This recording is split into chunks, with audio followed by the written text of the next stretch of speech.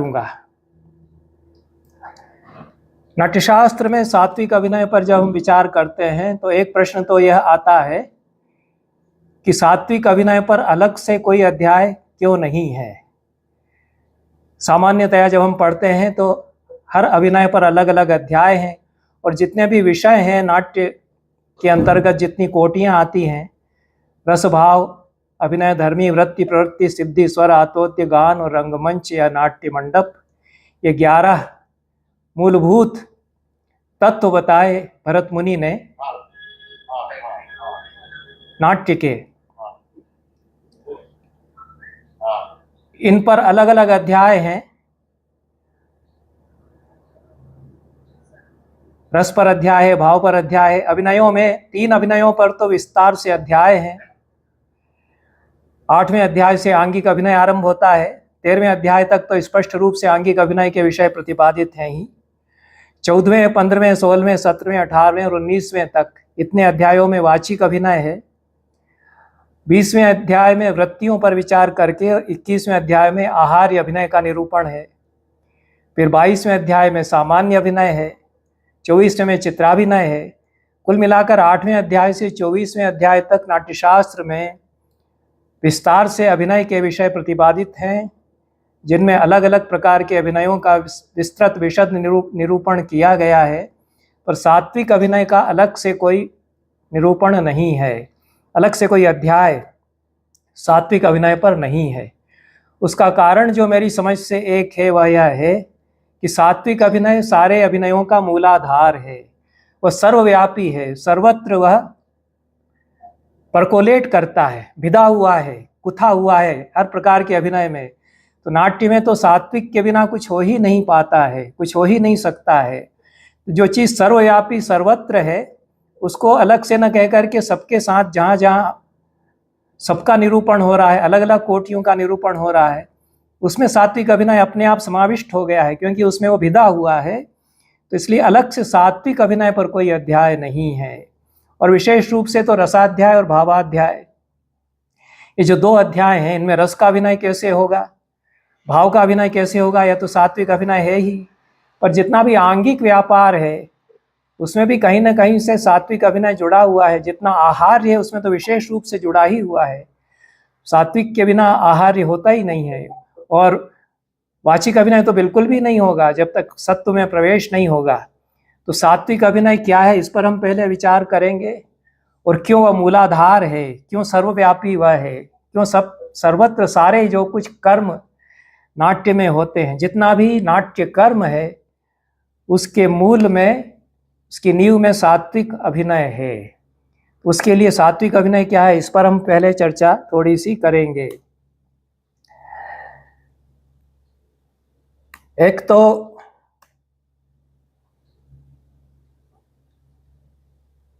जो सत्व में जब तक स्थित नहीं होता है नट, तब तक वह नट ही नहीं कहलाता है। एक्टर या अभिनेता तभी अभिनेता कहलाएगा जब वह सात्विक अभिनय कर सकता हो, नहीं तो सात्विक अभिनय के बिना उसको अभिनेता नहीं कहेंगे। अभिनेता का लक्षण ही यह किया है। 35वें अध्याय में उन्होंने रेपर्टरी बताई है, भरत मुनि ने रंगमंडल उन्होंने बताया है। सूत्रधार के साथ साथ कितने लोग मंडली में रहते हैं, उसमें धोबी भी रहता है, रंगरेज भी रहता है, एक नर्तकी भी रहती है, विदूषक भी रहता है, और नट अभिनेता तो रहते ही हैं। सबके लक्षण उन्होंने किए। तो नट का, अभिनेता का लक्षण यही किया है कि रसभाव सत्व युक्तम यस्मात् तस्मान् नटो भवति। रसभाव और सत्व से युक्त अभिनय कर सकता है। सत्व या सात्विक जिससे बनता है वह अभिनय कर सकता है, तभी वह अभिनेता या नट कहलाता है। जैसे ही रंगमंच पर प्रवेश करता है, एंट्री लेता है अभिनेता, तो सात्विक में उसको प्रवेश करना पड़ेगा, सत्व में प्रवेश करना पड़ेगा। तो यहाँ तक कि जो फिजिकल कंस्ट्रक्शन है, जो आर्किटेक्चरल पार्ट है, वास्तु का भाग है रंग मंडप का, भरत मुनि के नाट्यशास्त्र में वो भी इसी दृष्टि से बनाया जाता है कि सात्विक अभिनय करना है। उसके सारे जो हिस्से हैं वो सात्विक अभिनय की दृष्टि से हैं। इसका एक उदाहरण मैं देता हूँ कि जो रंग शीर्ष और नेपथ्य ग्रह के बीच में दीवार है, उस दीवार में 2 दरवाजे हैं। तो एक दरवाजे की देहरी पर मृत्यु है, एक दरवाजे की देहरी पर नियति है। ये देवता हैं। अब बिना देवताओं के तो भरत मुनि के नाट्यशास्त्र के अनुसार रंगमंच नहीं होता है। देवताओं का आवाहन हुआ, देवता प्रतिष्ठित हो गए, देवताओं की उपस्थिति में नाट्य हो रहा है। सारी सृष्टि के लिए नाट्य हो रहा है, तो सारी सृष्टि कायनात मौजूद है। हम अपने लिए नाट्य नहीं कर रहे हैं, जो सामने बैठे दर्शक हैं उनके मनोरंजन के लिए नाट्य नहीं कर रहे हैं, हम अनंत के लिए नाट्य करते हैं। जो सारी सृष्टि है उसके प्रति समर्पित होकर उसके लिए हम नाट्य करते हैं या थिएटर करते हैं, तो हम उसके एक हिस्से हैं, हम उससे जुड़ते हैं। तो सृष्टि में देवता भी हैं, देवताओं को बुला लिया गया है, देवता आवाहन हो गया, विराजमान है। तो हर हिस्से में जितने भी थिएटर के दरवाजे, खिड़कियाँ, प्रेक्षक सन्निवेश, आसन, रंगपीठ, रंगशीर्ष, मतवारणी, सब में कोई न कोई देवता बैठा हुआ है। तो जो एंट्री के दरवाजे हैं उनमें एक की देहरी पर नियति है, एक की देहरी पर मृत्यु है। तो भरत मुनि ये बताना चाहते हैं कि जैसे एंट्री लेता है अभिनेता, तो अपनी मृत्यु और अपनी नियति को क्रॉस करता है, क्योंकि देहरी को क्रॉस करके स्टेज पर आएगा। तो अपनी डेथ, अपनी मृत्यु और अपनी डेस्टिनी या मृत्यु को लांघ कर वह आता है, मतलब नया चोला ग्रहण करता है, नया जन्म उसका रंगमंच पर पहला कदम रखते ही हो जाता है। यही सत्व है, क्योंकि वह सत्व में प्रवेश करता है, तो वह नहीं रह जाता है जो कि पिछला कदम लेते हुए वह था। जब देहरी के उस पार वह था, देहरी के उस पार आते ही मृत्यु के पार आता है। अभिनेता जो पहले था कि राधा वल्लभ अभिनय कर रहा है, तो राधा वल्लभ की मृत्यु हो जाती है। वह भरत, दुष्यंत आदि जो कुछ भी अभिनय करना है उसके चोले में प्रवेश करता है। इसलिए अपनी मृत्यु और अपनी नियति को लांघ कर पहला कदम रंगमंच पर रखता है, यही सत्व है। और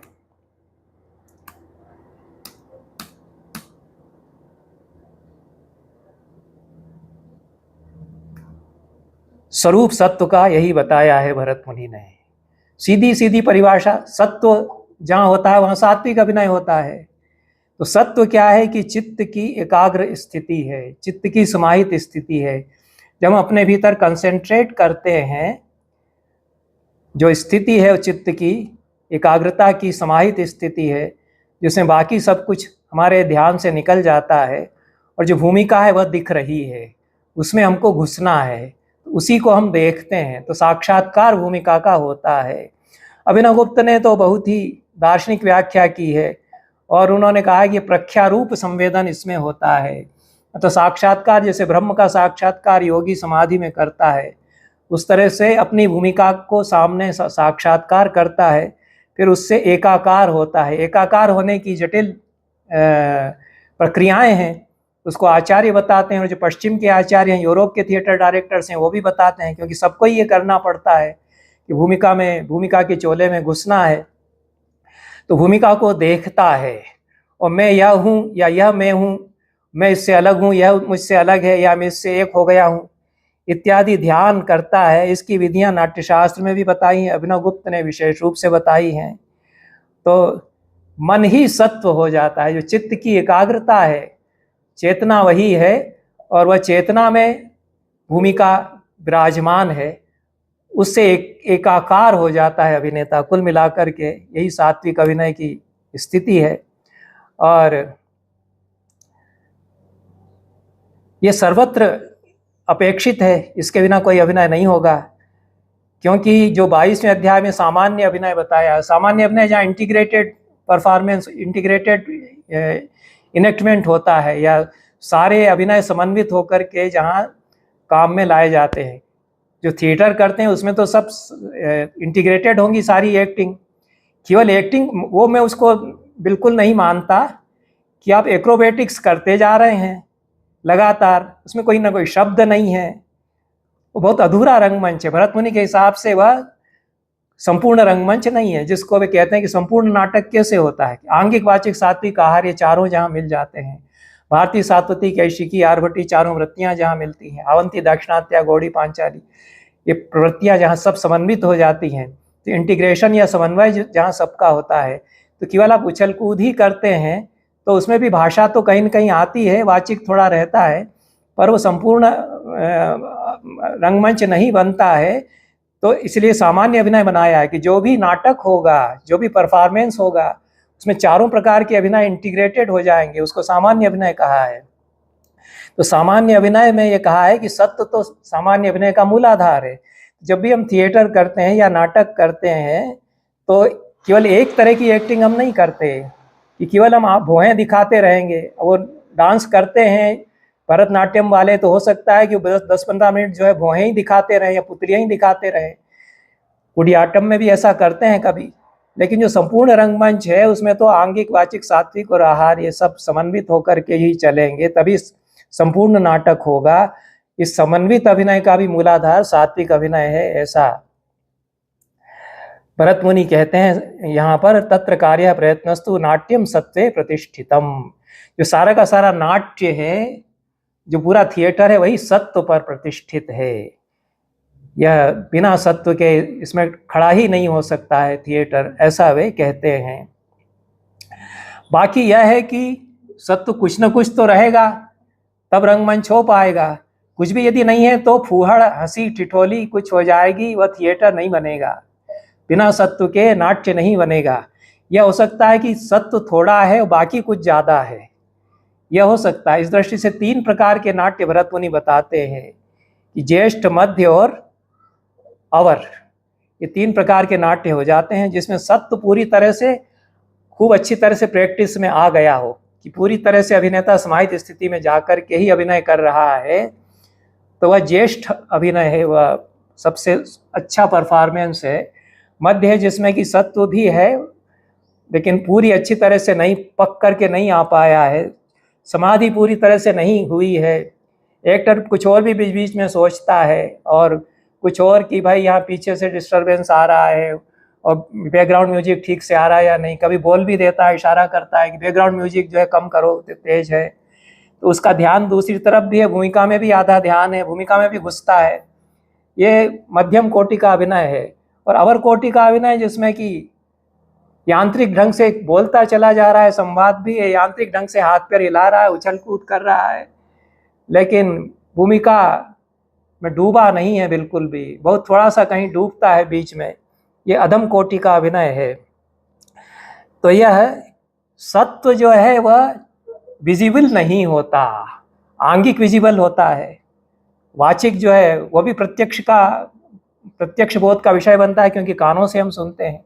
आंगिक को हम आंखों से देखते हैं, आहार्य को भी हम आंखों से देखते हैं। जो सात्विक अभिनय है वह प्रत्यक्ष प्रमाण का विषय नहीं बनता, वह तो अव्यक्त है और सर्वव्यापी है। अव्यक्त, सूक्ष्म और सर्वव्यापी होने से सर्वत्र विदा हुआ है, इसलिए अलग से उसको नहीं बताया जाता, उसको महसूस करना पड़ता है कि कैसे यह हमारे हर स्टेप के साथ सात्विक, जब हम रंगमंच पर एंट्री ले रहे हैं तब से हमारे साथ है। बाकी जो दार्शनिक बारीकियां उनमें मैं नहीं जाऊंगा, क्योंकि सांख्य दर्शन में सत्व, रजस और तमस 3 गुण हैं। अभिनव गुप्त आदि आचार्य इनको लेकर के भी विवेचन करते हैं, क्योंकि रस की निष्पत्ति जो है सत्वोद्रेक में होती है। तो सत्वोद्रेक जब होता है तभी अभिनेता भी अच्छा अभिनय करेगा। प्रेक्षक जो दर्शक है, दर्शक शब्द नहीं कहा जाता है नाट्यशास्त्र में, कहीं भी पूरे नाट्यशास्त्र में दर्शक नहीं शब्द आया है, क्योंकि वो देखता नहीं है, वह केवल तमाशबीन नहीं है। तो शामिल है उसमें, वो प्रकृष्ट इच्छा करता है, प्रकृष्ट इच्छा में वह उसके अभिनय में शामिल हो जाता है। और रसबोध वह जब करता है तो वह भी सत्व में स्थित होता है, अभिनेता भी सत्व में स्थित होता है, कवि भी सत्व में स्थित होता है। बगैर सत्व के कुछ होता ही नहीं है। और सत्व जब होगा तो रस निष्पत्ति होगी, रस के बिना कुछ होता नहीं है, यह भी भरत मुनि का सिद्धांत है। तो यह तो बाद में हम लोगों को पढ़ाया जाने लगा कि रस निष्पत्ति होती है तो कहाँ होती है, कि हृदय के भीतर होती है। भरत मुनि कहते हैं कि नाट्य में तो रस के बिना कहीं भी पत्ता भी नहीं खड़कता है, कुछ भी रस के बिना हो ही नहीं सकता है। कवि के भीतर यदि कोई कॉन्सेप्ट आया है तो कुछ उसके भीतर उच्छलन होगा, कुछ वाइब्रेशन होगा, रस उसके बीज में है, वही मूल में रस है, वही संवित है। कवि के भीतर जो संवित है वह भी रस है। अभिनेता जब एंट्री लेता है, सत्व में स्थित होता है, उसके भीतर भी रस होता है। तो रस सर्वव्यापी है, रस जहाँ वहाँ सत्व है। तो इस तरह से यह उसकी बारीकियां भी हमारे आचार्यों ने बताई, उनमें विशेष रूप से न जाते हुए मैं कहना चाहता हूँ कि ये जो पूरी क्रिएटिविटी है, जो पूरी सृजनात्मकता है रंगमंच की, वह सत्व पर टिकी हुई है। क्योंकि कोई भी रचनात्मक कार्य हम बगैर समाधि के नहीं कर सकते। समाधि शब्द योग का है, उसको न भी कहें, लेकिन कंसंट्रेशन कहीं कुछ न कुछ करेंगे तब तो पेंटिंग बनेगी, तब तो गीत होगा, तभी तो कविता होगी। इसको जो सत्व कहा गया है, वह जो भी सत्व जब होता है तभी जान आती है। इसलिए सत्व का एक अर्थ जान भी है, प्राण भी है। सत्व आ गया मतलब प्राण आ गया। तो अभिनय जब होता है तब कई बार कहते हैं कि हाँ जान डाल दी है। तो जान कब आई? जब सत्व उसमें आ गया है। सत्व जो है जीवन को भी कहते हैं, जीवन है, जीव है, वही सत्व है। तो प्राण आ गए उसमें यदि सत्व है तो। ये सत्व के जो शेड्स ऑफ मीनिंग है ये इसीलिए हैं। तो ये कोई भी पेंटिंग का वर्णन जब करते हैं, कालिदास वर्णन करते हैं, तो कहते हैं कि उन्होंने खाका मन में सोचा और सत्व फिर उसमें आ गया, तो खाका जो है जिंदा हो गया। शकुंतला के रूप का वर्णन करते हुए यही कहा है कि उसके रूप के लिए उन्होंने खाका मन में बनाया, और सत्व उसमें जब आया तो एक जिंदा शकुंतला जैसे बन गई हो। ऐसा हर तरह का जो रचना कर्म है उसमें सत्व आएगा, और एक्टिंग में भी सत्व आएगा, तभी एक्टिंग कर पाएगा। सत्व में यदि प्रतिष्ठित नहीं है तो चित्त विचलित रहता है। जो नोवाइसेस हैं, जो नौसिखी अभिनेता हैं, वो सत्व में स्थित मुश्किल से हो पाते हैं, और जब हो जाते हैं फिर ज़्यादा जुनून में आ जाते हैं। जो सिद्ध अभिनेता है वो तो सीधे सत्व में चला जाता है और फिर वापस लौट आता है भूमिका से। लेकिन जो अधकचरे अभिनेता या नोवाइसेस होते हैं, उनको सत्व में जाने के लिए जद्दोजहद करनी पड़ती है, और जब चले गए तो फिर उसमें जुनून जैसा आ जाता है। इसलिए जो मालविका है, उसमें कालिदास के मालविका अग्निमित्रम में वह पहली बार अपना शो कर रही है अग्निमित्र के सामने, उसको छलितक नाट्य दिखाना है। तो गणदास उसको समझाते हैं, जो गुरु हैं, कि मुक्त साध्वसा सत्वस्था भव। जो साध्वस है मतलब नर्वसनेस, और बाकी सब चीज़ों का सोच विचार है कि बिगड़ जाएगा या क्या होगा, राजा देख रहे हैं मुझे और क्या सोचेंगे, इस सब को छोड़ करके अपने सत्व में स्थित हो जाओ। ये सात्विक अभिनय जब हो पाएगा, सत्व में स्थित जब होगी, और तभी नाट्य तुम कर पाओगी, ऐसा उसको समझाते हैं। तो निष्कर्ष यह है कि चित्त की समाहित स्थिति, जिसमें सारे एबेरेशंस, सारी विचलन न रहें, कुछ भी इधर उधर का सोच विचार न रहे, वह सत्व कहलाती है। और सारा नाट्य सत्व में ही प्रतिष्ठित है, ऐसा भरत मुनि कहते हैं। अभिनवगुप्त कहते हैं कि यह चित्त वृत्तियों में जब साक्षात्कार कल्पता आती है और केवल वही भूमिका का ही साक्षात्कार सामने रहता है, तो यह सत्व की स्थिति हुआ करती है। बाकी जितनी भी कोटियां हैं, वो जितनी फिजिकल कोटियां बताते हैं, अनुभाव हैं, योषित अलंकार हैं, इन सब में सत्व विदा हुआ रहता है। भरत मुनि कहते हुए चलते हैं, तो उसका विस्तार में मैं नहीं जाऊंगा क्योंकि समय बहुत हो जाएगा। तो यह भरत मुनि का सिद्धांत है कि सारा नाट्य सत्व में प्रतिष्ठित है।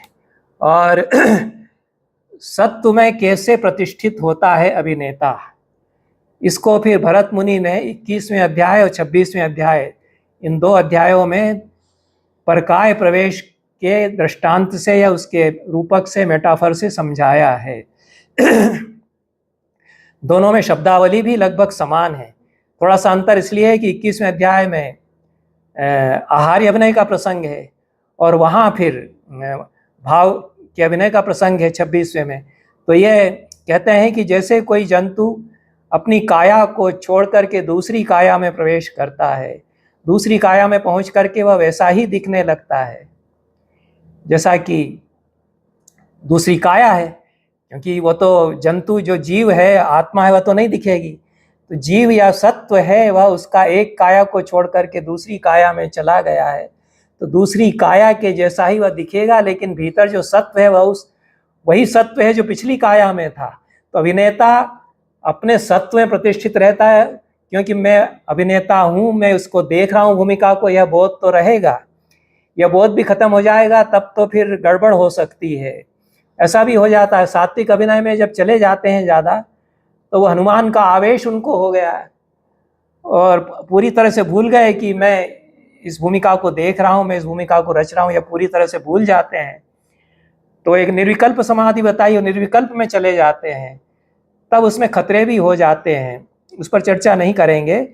लेकिन भरत मुनि का आशय यह है कि जंतु जो जीव गया है पिछली काया के, जीव तो वही रहेगा, काया दूसरी हो गई है। काया क्या है कि जो कुछ भी मांस, मुखौटे, भूमिका, रंग रोगन, वेशभूषा है, उसमें घुस गया है, या भूमिका जो परिकल्पित की है राम की, दुष्यंत की, जो उसके भीतर कल्पना है, उसमें उसका सत्व घुस गया है। तो दोनों एक साथ मौजूद हैं। अभिनेता का जो जीव या सत्व है और जो भूमिका राम दुष्यंत आदि की है, उसका जो स्वरूप है उसमें घुस गया है, फिजिकली भी घुस गया है, जो आहार, मुकुट, किरीट आदि हैं, वेशभूषा है उसके साथ, और जो भूमिका का ध्यान है, ध्यान में स्वरूप उस भूमिका का है, उसमें भी घुस गया है।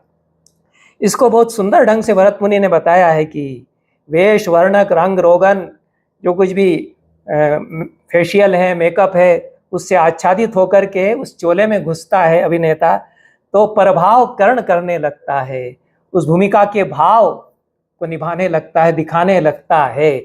यह उन्होंने ये प्रभाव करण इसको कहा है, और यही परकाय प्रवेश का दृष्टांत उन्होंने दिया है। 26वें अध्याय में भी उन्होंने कहा है कि प्रभाव को करता है, प्रभाव का आश्रय ले लेता है। प्रभाव जो अन्य भूमिका का भाव है उसको सोच करके और उसके जैसा हो जाता है, और इसमें वही मैं हूँ ऐसा स्मरण करता है। ये 26वें अध्याय में फिर बताते हैं कि मैं राम हूँ ऐसा स्मरण करता हुआ, यदि राम होते तो ऐसा करते, तो वैसा मैं करता हूँ, ऐसा ध्यान करता हुआ वह उस भूमिका में धीरे धीरे प्रवेश करता है। प्रक्रियाएं भरत मुनि यहाँ प्रभावकरण की प्रक्रिया समझाते हुए बताते हैं। तो ये सात्विक अभिनय है, इसको उन्होंने बता दिया। नाम उन्होंने किसी अध्याय का सात्विक अभिनय अध्याय नहीं दिया। रसाध्याय है, भावाध्याय है, अंगाभिनयाध्याय है, उपांगाभिनयाध्याय है, कक्षाभिनय, कक्षा विभाग है, धर्मी है, इन सब में अलग अलग तरह के अभिनय चल रहे हैं, लेकिन सात्विक अभिनय अलग से नहीं बताया है, वो अव्यक्त रूप में सब में समाया हुआ है। और जितने ये रस का निरूपण है रसाध्याय और भावाध्याय में, छठा अध्याय और सातवां अध्याय, उनको रसाध्याय और भावाध्याय कहते हैं। तो उनमें इन सारे रसों का, भावों का, व्यभिचारी भावों का और सात्विक भावों का अभिनय कैसे होगा, यह भरत मुनि बताते चलते हैं। यह पूरा सात्विक अभिनय का ही प्रतिपादन है। इसको पढ़ना चाहिए, क्योंकि यह तो करके देखने की चीज़ें हैं। मैं इसको बता भी दूंगा तो पढ़ के बता दूंगा, तो डिमॉन्स्ट्रेशन जो भरतनाट्यम अच्छे जानने वाले हैं वो करते हैं, या जो बड़े चाक्यार हैं, गुरु हैं, वो करते हैं। तो ये कैसे अलग अलग रसों का, अलग अलग स्थायी भावों का, अलग अलग व्यभिचारी भावों का अभिनय होगा, ये और सात्विक भावों का अभिनय होगा, ये भरत मुनि ने रसाध्याय और भावाध्याय, जो छठा और सातवां अध्याय है नाट्यशास्त्र का, उसमें बताया है। यह मैं इसकी डिटेल्स में ज़्यादा नहीं जाऊंगा। और श्रृंगार, हास्य, करुण, रौद्र, वीर, भयानक, बीभत्स, अद्भुत और शांत, ये 9 रस हैं। रति, हास, क्रोध, शोक, उत्साह, भय, जुगुप्सा, विस्मय और शम, ये इनके स्थायी भाव हैं। माइक बंद करवा दें भाई। 33 व्यभिचारी भाव हैं।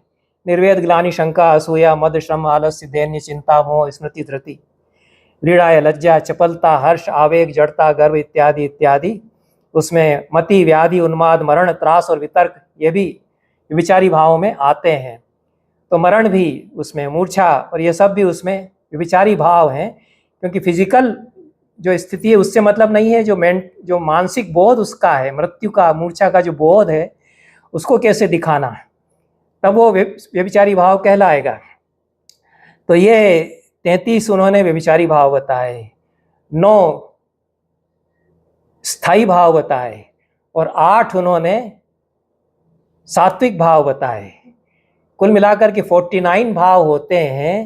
ये 49 भावों का भाव समूह होता है, और ये भाव समूह जो है मैनिफेस्ट होता है रंगमंच पर सात्विक अभिनय के द्वारा। तभी नाट्य भरत मुनि की दृष्टि में सचमुच का नाट्य बन पाता है। और डिटेल्स में यदि हम देखें तो जैसे किसी एक रस को हम लें कि श्रृंगार रस का अभिनय यदि करता है तो उसमें आंगिक आएगा, वाचिक तो रहेगा ही, जो भी बोल रहा है संवाद। अब और जो कुछ भी उसको अनुभाव दिखाने हैं, कटाक्षेप भुजाक्षेप आदि है, उनको दिखाना है। पर इन सब के साथ जो रति स्थायी भाव का अनुभव है वो सत्व में स्थित होकर के उसको दिखाना होगा। और उसके लिए अलग से कोई एक्शन नहीं भरत मुनि ने बताया, क्योंकि यदि वह भूमिका में चला गया है तो अपने आप उसके आँखों में, उसके कपोलों पर, उसकी नाक का फड़कना, उसके ओठों का फड़कना, ये उसके हाथों का हिलना, ये खुद अपने आप होने लगेंगे। तो अगर कृत्रिम रूप से हिलाएगा तो देखने वाले जानकार लोग समझ जाएंगे कि ये डूबा नहीं है अभिनेता में, अपने भूमिका में, ये यांत्रिक रूप से कर रहा है। तो ये अलग से उन्होंने सात्विक अभिनय न बता करके जितने अनुभाव हैं उनको बताया कि श्रृंगार रस में हम देख क्या क्या करेंगे कि सात्विक उसके भीतर भित्ता हुआ चलेगा। नयनों की चतुराई है, भुवों का थिरकना है, कटाक्ष चितवन से ताकना है, मधुर ललित आंगिक अंगहार है, ललित मधुर वचन है, ये अनुभव आएंगे। और आलस्य, उग्रता, जुगुप्सा छोड़ करके सारे जो 33 संचारी व्यभिचारी भाव हैं वो सब जगह जगह आ सकते हैं। तो इनके अनुभव में डूबेगा तो ये हो जाएगा अपने आप उसमें सत्व में प्रतिष्ठित होकर के ही श्रृंगार रस का अभिनय करेगा। इसी तरह से हास्य रस का अभिनय है, इसमें आंगिक रहेगा ही, विकृत वेश है, अलंकार धारण करता है, वाचिक उटपटांग बातचीत करता है, कुरूपता उसकी प्रकट होती है, ओठ नाक कान गाल आदि विकृत ढंग से फड़काता है, आंखें सिकोड़ता है, पसीना मुखराग इत्यादि करता है, और आलस्य, तंद्रा, निद्रा, सोना आदि व्यभिचारी भावों का प्रदर्शन करता है। तो इसमें सवाल ये बना रहता है कि इसमें सात्विक अभिनय कैसे होगा? ऐसे होगा कि ये सत्व में स्थित होने पर ही ये मैनिफेस्टेशन इनका होगा, सत्व में स्थित होने पर ही ये सचमुच में सारे अनुभाव और व्यभिचारी भाव चरितार्थ होंगे। तो इसलिए रसाभिनय के साथ में भरत मुनि ने जो जो अनुभाव हैं और जो जो व्यभिचारी भाव हैं उनका निर्देश किया है, और उनके द्वारा सत्व में प्रतिष्ठा और सात्विक अभिनय अपने आप उसके भीतर भिदा हुआ चलता है, यह भरत मुनि बताना चाहते हैं। और इसको वे कहते हैं कि ये सामान्य गुण योग है। सामान्य गुण योग मतलब ऐसा जबरदस्त कॉम्बिनेशन हो जाता है कि अलग से कुछ भी जिसमें नहीं प्रतीत होता है, क्योंकि ज़्यादा सत्व में यदि चला जाता है तो बाकी सब अभिनय जो है पीछे छूट जाते हैं, तो ओवर एक्टिंग भी कर सकता है। तो ये सामान्य गुण योग पर उन्होंने कहा है कि 8 स्थायी भाव, 33 व्यभिचारी भाव, 8 सात्विक भाव, ये 49 या 49 जो कुल मिलाकर के भाव हैं, इनको इस तरह से मिक्सिंग होती है, सारे एक साथ खींच करके चले आते हैं। यदि रति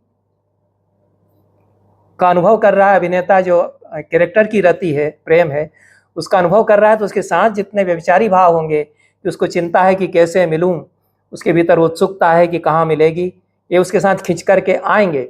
यदि भूमिका में चला गया है, ये सामान्य गुण योग हो जाता है। हर चीज़ जो उससे कंबाइंड होती है खींच करके आती है, यदि सत्व में प्रतिष्ठित हैं तो अभिनेता।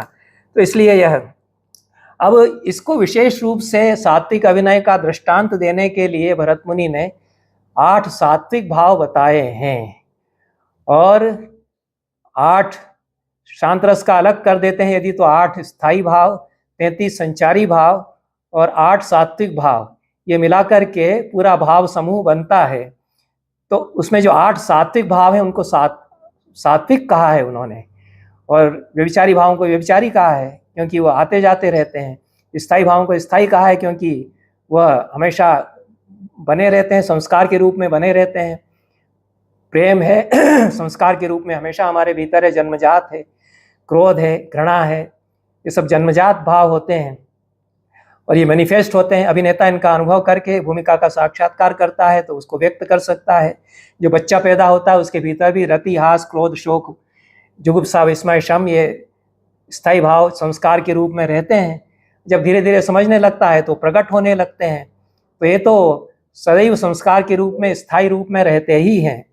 तो ये स्थायी भाव हुए और व्यभिचारी भाव हुए, लेकिन ये 8 उन्होंने सात्विक भाव कहे। और सात्विक भावों की जो लिस्ट है उसको पढ़ते हैं तो लगता है कि ये तो फिजिकल स्टेट्स हैं, ये तो शरीर की स्थितियां हैं, इसमें सत्व क्या है? तो यही बताना चाहते हैं कि जो फिजिकल स्टेट्स हैं जिनको कि हम अनुभव जैसा समझ रहे हैं, सचमुच में ये तभी हो पाएंगे जबकि सात्विक उसके साथ होगा। इसलिए इनका तो विशेष रूप से बिना सात्विक के निभाव हो ही नहीं सकता है, इसलिए इनको सात्विक कहा है। बाकी में कुछ कम सत्व रहे, जैसे उन्होंने कहा कि मध्य सत्व हो सकता, मध्य अभिनय हो सकता है, अवर अभिनय हो सकता है, जहाँ कुछ कम सत्व हो या बहुत कम हो। लेकिन ये जो सात्विक भाव है, इनमें तो सात्विक अभिनय पूरी तरह से जब अच्छी तरह से होगा तभी ये सात्विक भावों का निभाव होगा, नहीं तो हास्यास्पद स्थिति होगी कि बनावटी रोना रो रहा है, इसको पसीना आया है, इसको सचमुच में पसीना नहीं है, या तो कुछ पानी छिड़क लिया है, इसमें ग्लिसरीन लगा लिया है, आंसू दिखा रहा है। ये तो सिनेमा में तो हो सकता है, लेकिन इस थिएटर में नहीं होगा। तो ये सात्विक भाव है। स्तंभ स्वेद रोमांच सर्वभंग वेपथु वेवर्ण अश्रु प्रलय, ये 8 सात्विक भाव बताए। और जो जैसा मैंने कहा कि इनकी सूची हम देखते हैं तो लगता है कि ये तो शरीर की स्थितियां हैं। स्तंभ मतलब जिसको कहते हैं कि फिक्स हो जाना। ये मॉडर्न थिएटर भी जब कराते थे तो हमको कहते थे कि फिक्स हो जाओ, ये फ्रीज हो जाओ, ऐसा कहते हैं। तो हमको लगा कि फ्रीज होने में क्या इसमें सात्विक क्या है, इसमें तो हम खंबे की तरह खड़े रह गए। लेकिन भरत मुनि जब समझाते हैं कि ये जो स्तंभ होने की स्थिति ये कैसे आएगी, इसका निवाह करना क्यों आसान नहीं है। तो श्वेत पसीना आना, रोमांच रोए खड़े हो जाना। अब रोमांच रोए खड़े उसके जो अभिनेता है उसके दिखेंगे थोड़ी, कि वहाँ सिनेमा में तो फिर भी क्लोजअप में दिखा करके शायद बाल खड़े हुए दिखा भी दे, लेकिन थिएटर में तो नहीं होगा। अब रोमांचित हो गया है, यह जो कैरेक्टर है रोमांचित है, शकुंतला से मिलकर के दुष्यंत रोमांचित है, यह कैसे दिखाया जाएगा। तो ये रोमांच कहने से हमको फिजिकल स्टेट शरीर की स्थिति लगती है, लेकिन इसको अनुभव में संप्रेषित करना ये चुनौती हो जाती है। स्वरभंग स्वरभेद जो चोक होना गले का, वेपथु जो कपकपी, तो कपकपी आप ऐसे हाथ करने लग जाएंगे तो समझ में आ जाएगा कि आप ऐसे कर रहे हैं। जब तक अनुभव उसके साथ में कि भय से कांपा है, कि बहुत अधिक हर्ष में कांपा है, उसके पीछे अनुभव क्या है, उसमें जब नहीं घुसेगा तब तक वो वेपथु या कंपन जो शरीर का है वो बहुत मैकेनिकल या यांत्रिक होगा। वेवर्ण तो सबसे कठिन मुझे लगता है, जो ब्लशिंग है, चेहरा फक पड़ना, और कई तरह से फक पड़ता है। भयानक रस में भय के कारण पड़ सकता है, और श्रृंगार रस में बहुत लज्जालु युवती मुग्धा नायिका है, उसका चेहरा पीला हो जाता है, लाज के मारे शर्म से पानी पानी होती है। तो ये तो बहुत बड़ी चुनौती है रंगमंच में दिखाना। और कुछ हमने अभिनेताओं विशेष रूप से कुछ अभिनेत्रियों को हमने देखा जो प्रेम में शर्माने का अभिनय करती हैं, तो एकदम से लगता है कि वेवर्ण हो गया है, ब्लशिंग इसने दिखा दी है।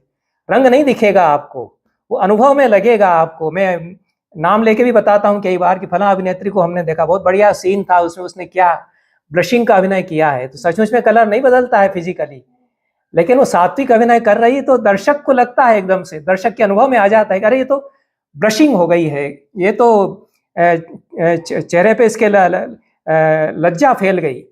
ये बहुत मुश्किल है। और अश्रु, आंखों में आंसू आना, तो ये भी आसान नहीं है। रंगमंच पर रोना और रंगमंच पर हंसना, ये हम जब कराते थे लड़कों से अभिनय तो कहते थे गुरुजी हंसने का तो नहीं बनेगा हमसे, बिल्कुल नहीं, हंसी नहीं आती हमको।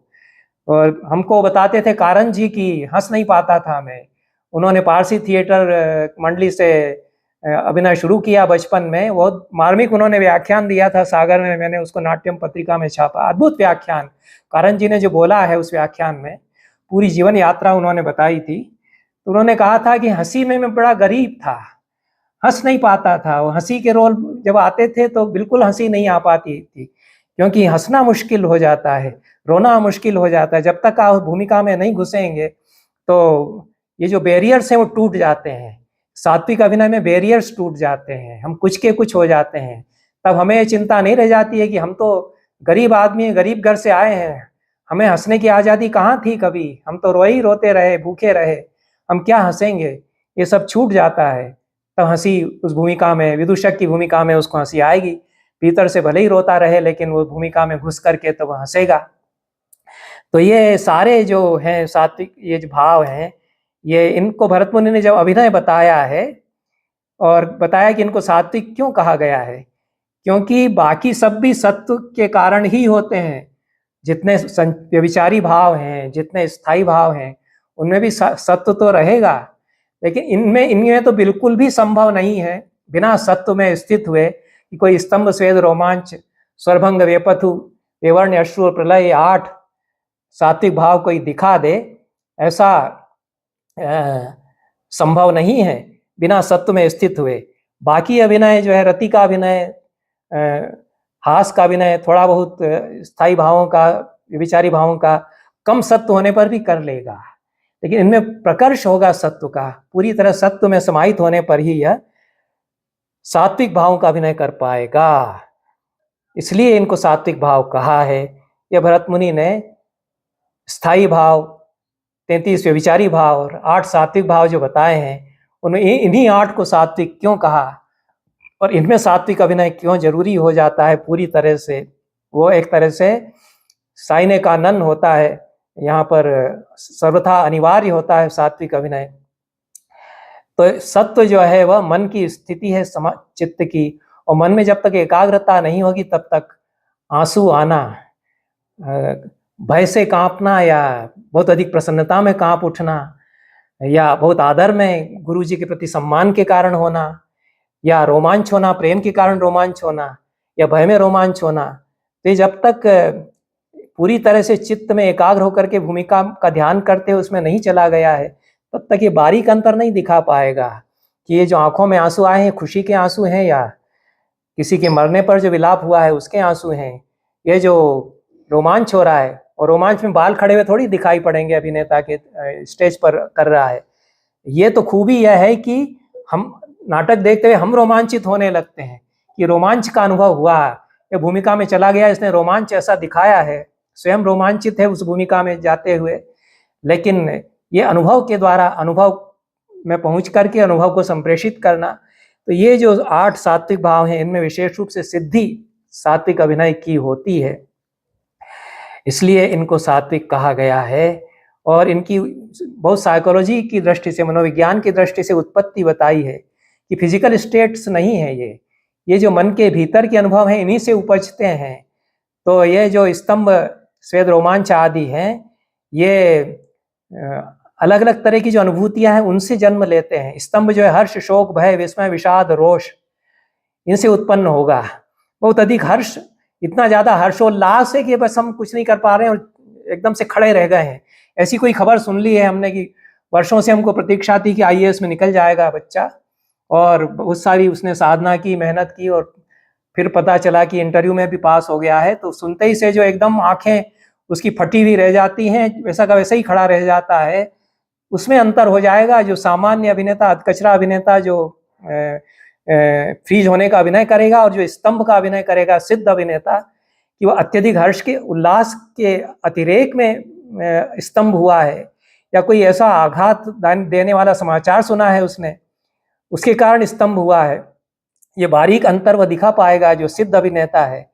तो भरत मुनि व्यभिचारी भाव बताते हैं कि ये इसके पीछे चलते हैं।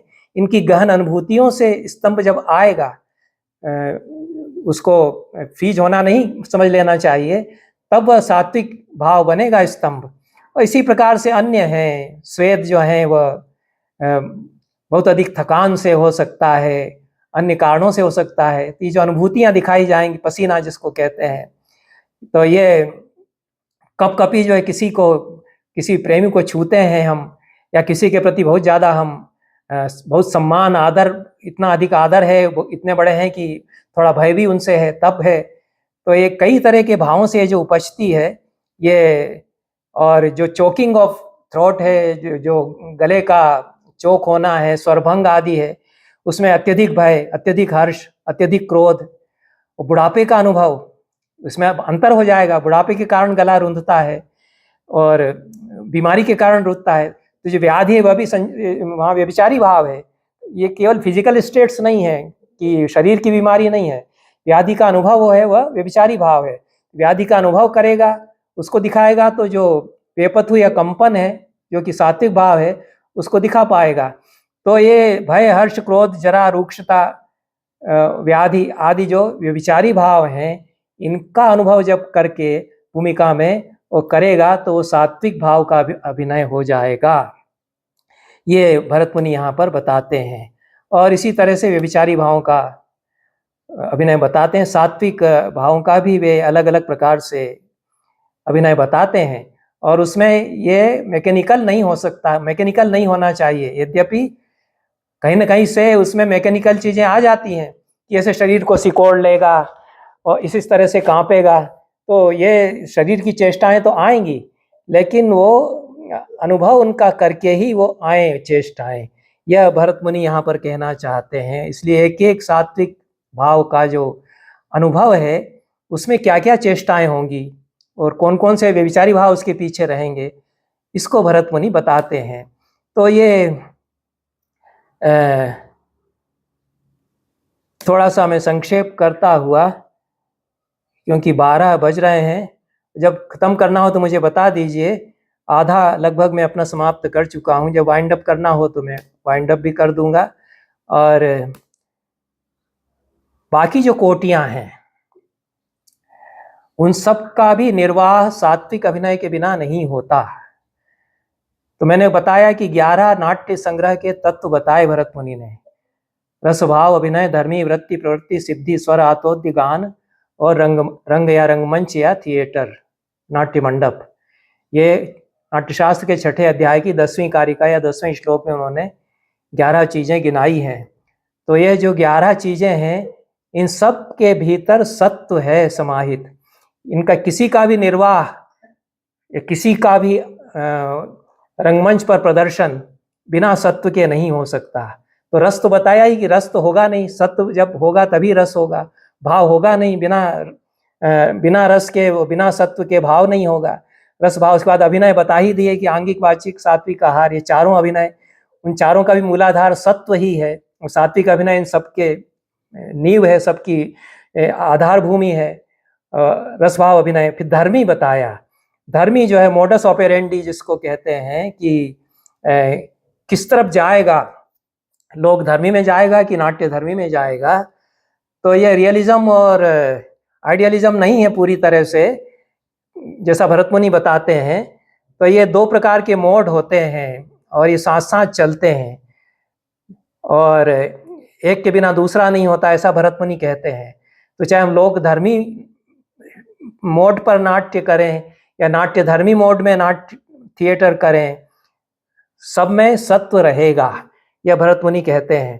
तो कुछ हम अपने ओर से कल्पना में कुछ और जोड़ देते हैं जो यथार्थ जगत में नहीं है।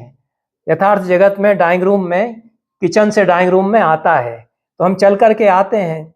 अब रंगमंच पर यदि कोई डाइंग रूम में प्रवेश कर रहा है तो वो बहुत लहरा करके, स्टेप लेते हुए, बीट्स के साथ में प्रवेश करता है और कुछ डांस स्टेप लेते हुए प्रवेश करता है, पंचपदी करता है, प्रदक्षिण प्रवेश करने लगता है, 5 कदम लेता है, प्रदक्षिणा करता है, फिर दूसरी कक्षा में चला जाता है।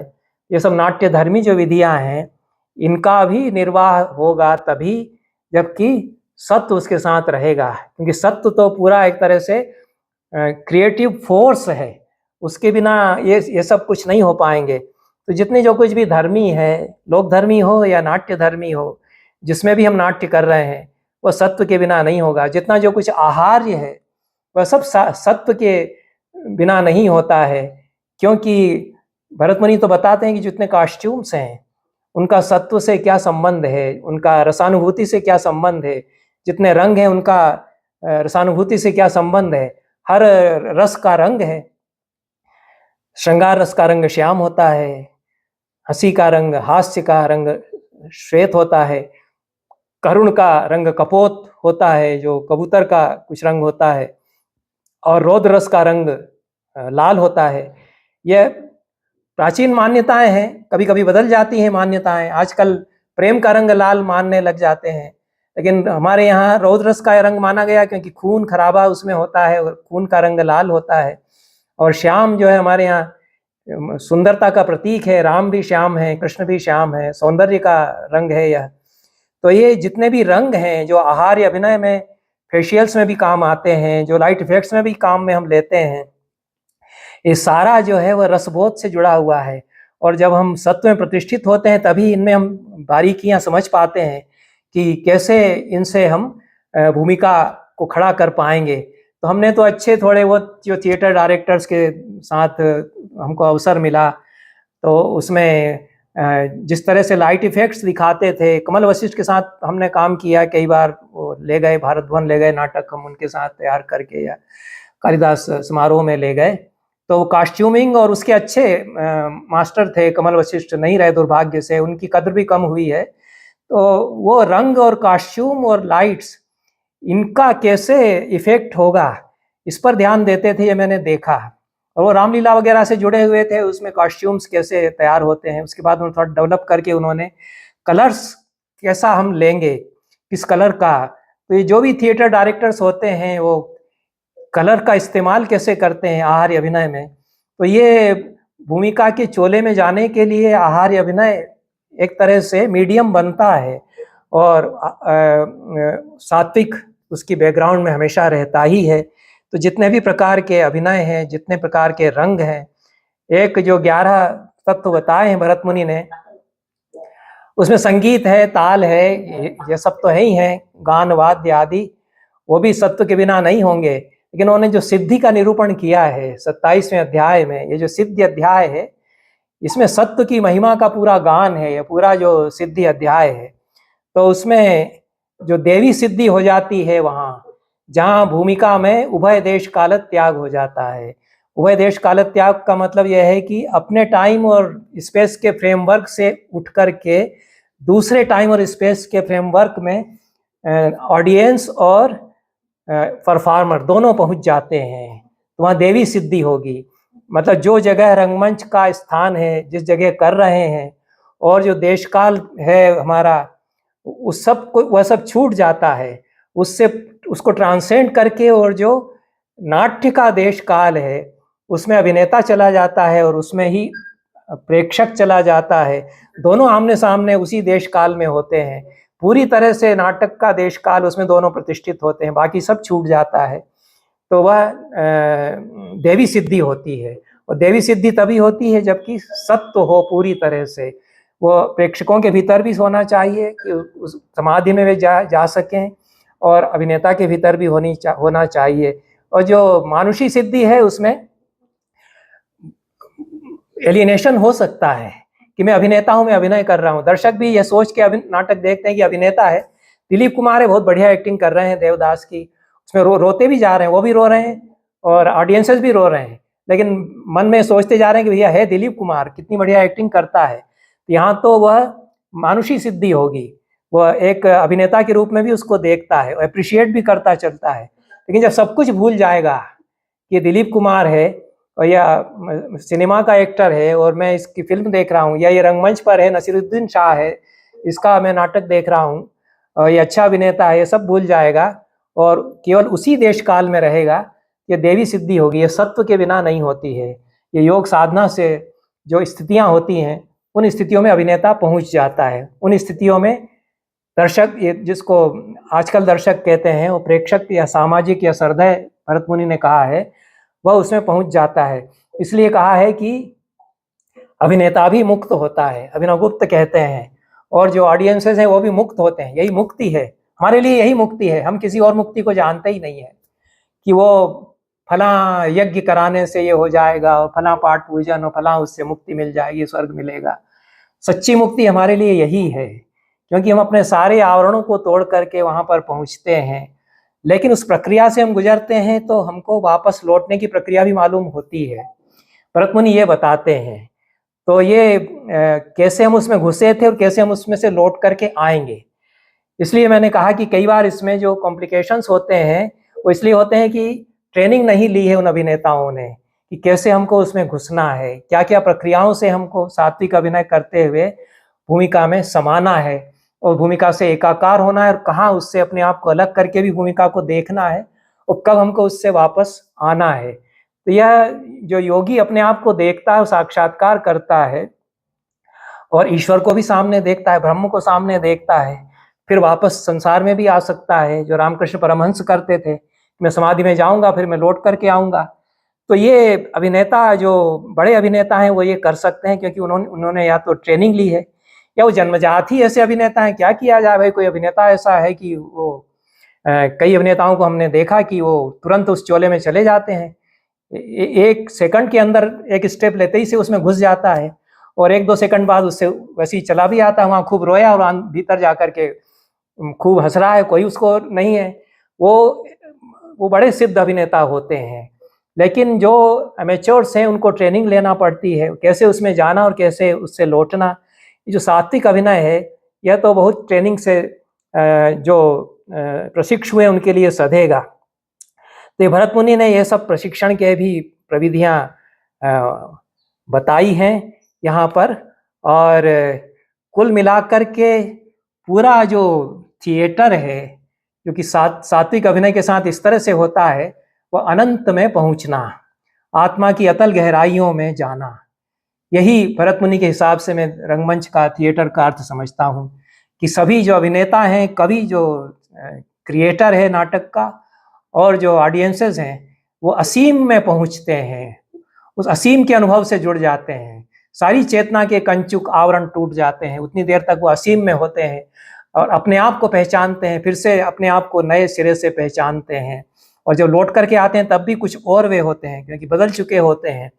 तो ये जो होता है, ये सात्विक अभिनय के कारण होता है। और इसकी प्रक्रिया भरत मुनि ने बहुत दार्शनिक दृष्टि से भी बताई है, मनोवैज्ञानिक दृष्टि से भी बताई है, और ट्रेनिंग की दृष्टि से भी बताई है। तो ये जटिल मामला थोड़ा है। सरल भाषा में हम ये कह सकते हैं कि उन्होंने 4 मूल रस बताए। श्रृंगार, वीर, रौद्र और बीभत्स, ये 4 मूल रस हैं, और इनसे 4 पुरुषार्थ सिद्ध होते हैं। 4 पुरुषार्थों के लिए मोटिवेशन होता है। श्रृंगार से काम पुरुषार्थ, और वीर से धर्म पुरुषार्थ, और रौद्र से अर्थ पुरुषार्थ, और बीभत्स से मोक्ष पुरुषार्थ। ये बड़ा अलग तरह का मामला है, और आधुनिक रंगमंच में यह नहीं कोई समझ सकता है कि ऐसा कैसे होगा। लेकिन भरत मुनि और अभिनव गुप्त ये बताते हैं कि ये जो 4 मूल रस हैं, इनसे 4 पुरुषार्थों के लिए, जो जीवन के परम लक्ष्य हैं, धर्म, अर्थ, काम और मोक्ष, जिसमें कि काम जो है सेक्स नहीं है, अर्थ जो है इकोनॉमिक्स नहीं है, और धर्म जो है रिलीजन नहीं है, और मुक्ति तो कुछ बहुत ऊंची चीज़ है, स्पिरिचुअलिटी हो सकती है। तो इनके लिए मोटिवेशन होता है इन 4 मूल रसों से।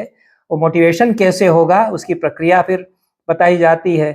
तो ये हम उस मुक्ति के अनुभव में पहुंचते हैं जीवन के पुरुषार्थ की साधना के द्वारा।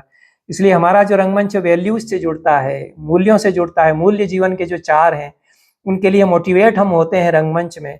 और ये मोटिवेट कब होंगे, जब सात्विक अभिनय होगा।